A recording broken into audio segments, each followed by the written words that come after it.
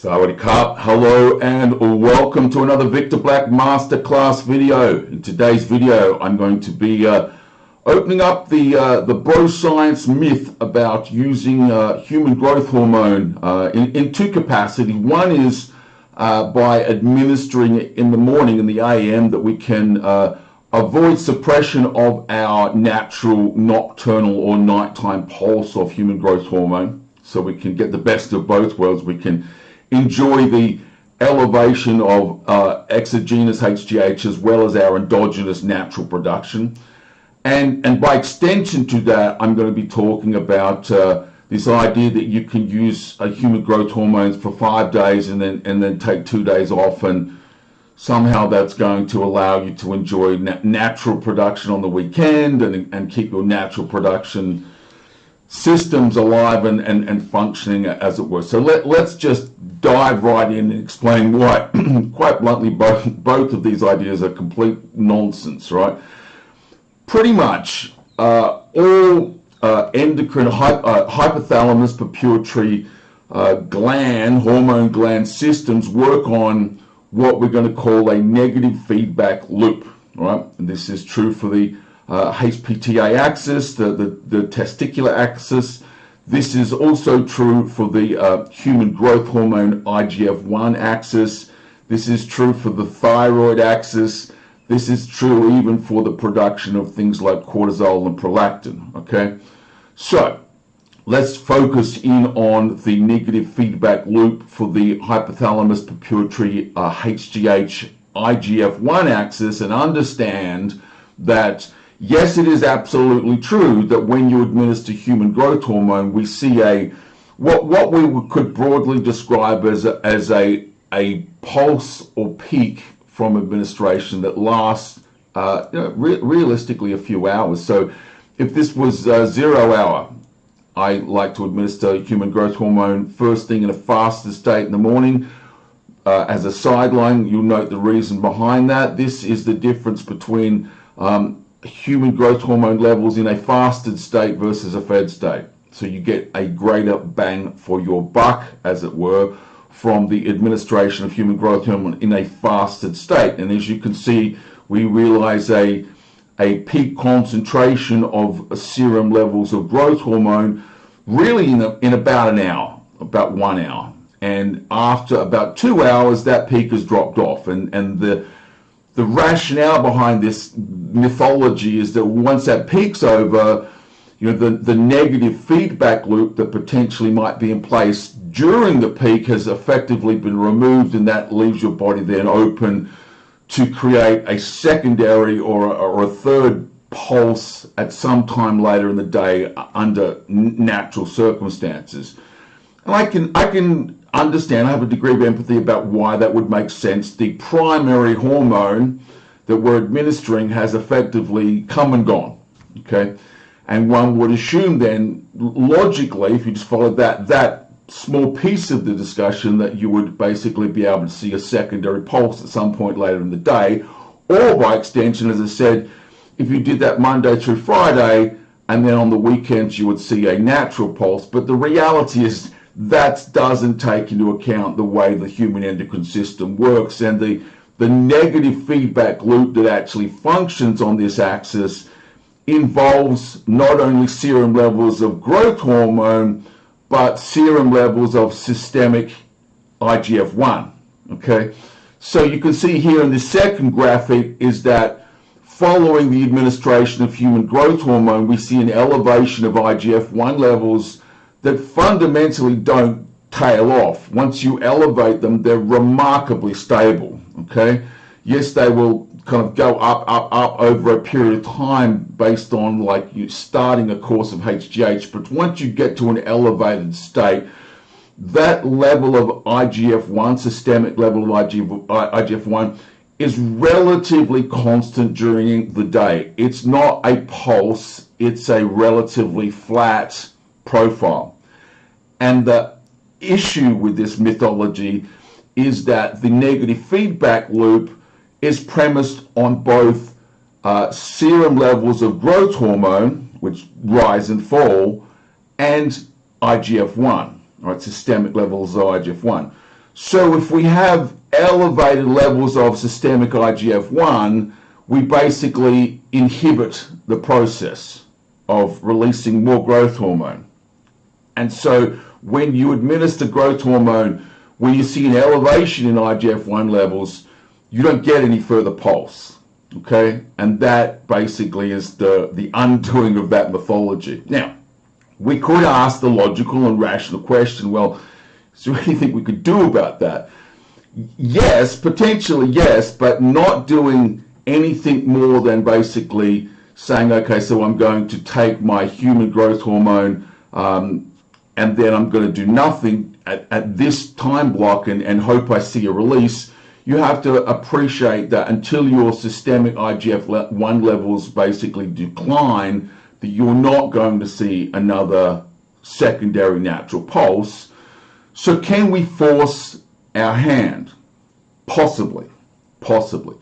There are a number of compounds, peptides that are coming onto the market that have been around for a little while that are fundamentally growth hormone secretagogues.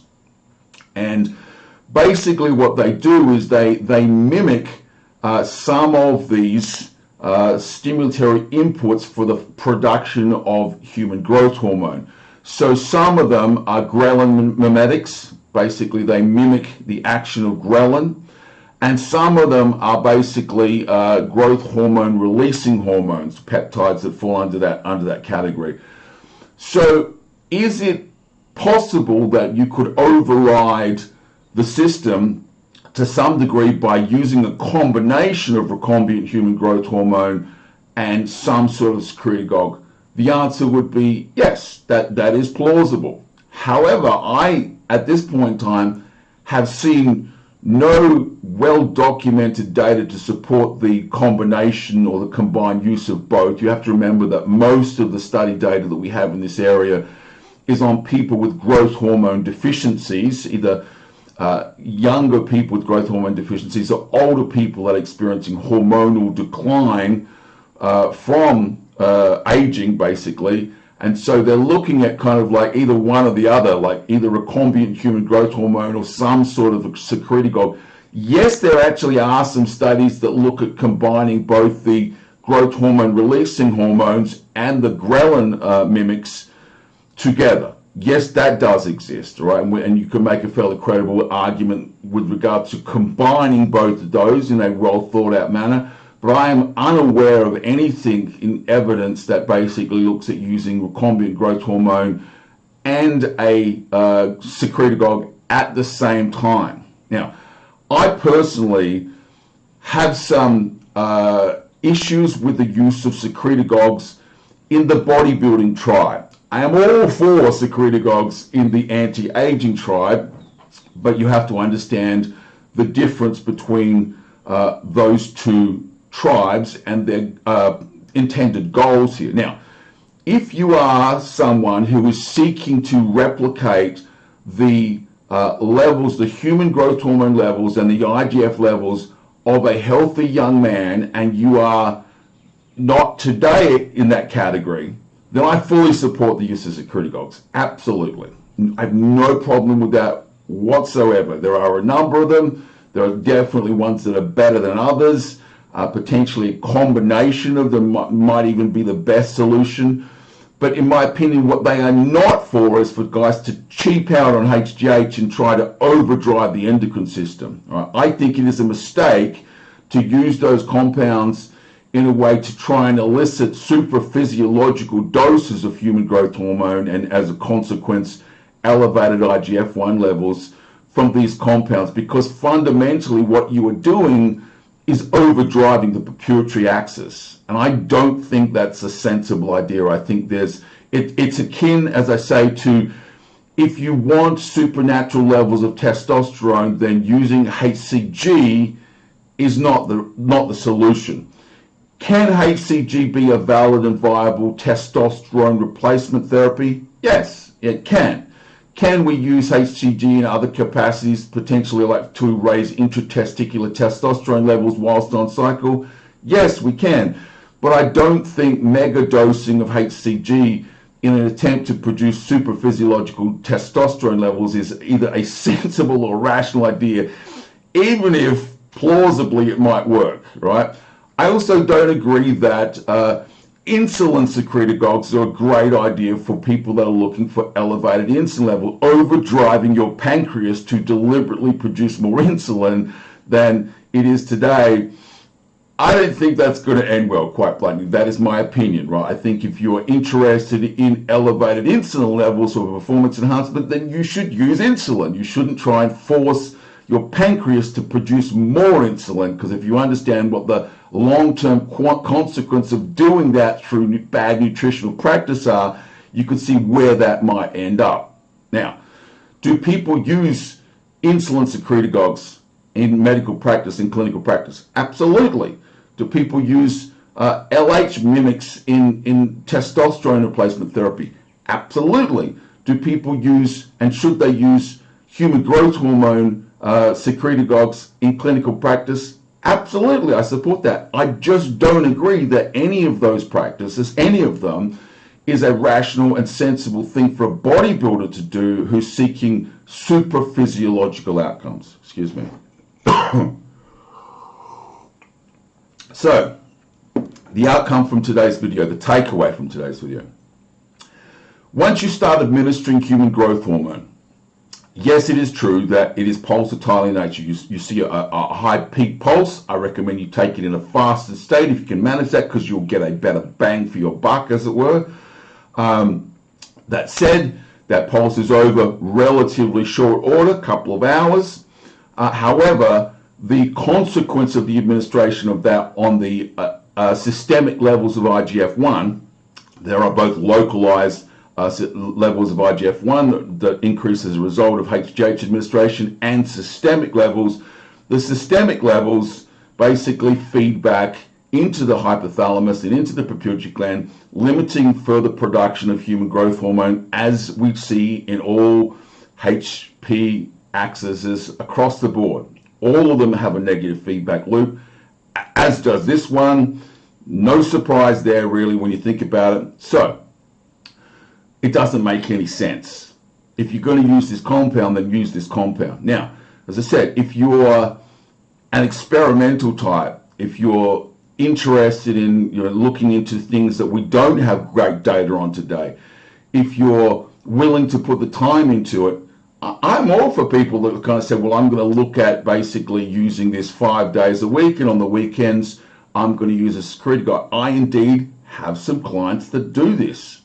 Don't have a problem with that, but I think you need to understand what you're doing, or work with someone who can give you good recommendations and guidance. And as I said, in that circumstance, don't try to overdrive the pituitary gland on the weekends. Just see if we can get it to function a little. All right, there's a big difference between restoring levels to that of a healthy young man, right, and trying to belt out 4 or 5 or 6 international units worth of pharmaceutical grade HGH out of your natural production. Those are two different things, right?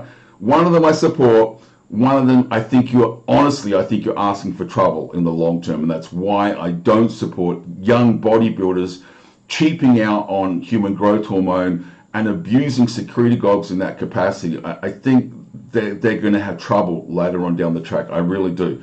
No problem with using them as intended.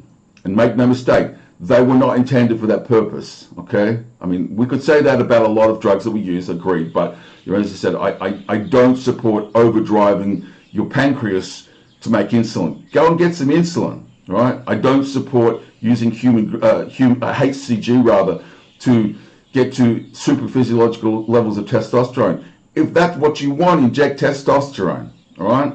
That's my opinion on this subject. I hope you guys found that useful. As always, if you have any questions, feel free to ask, and I look forward to seeing you at the next Victor Black Masterclass. Sawadee ka.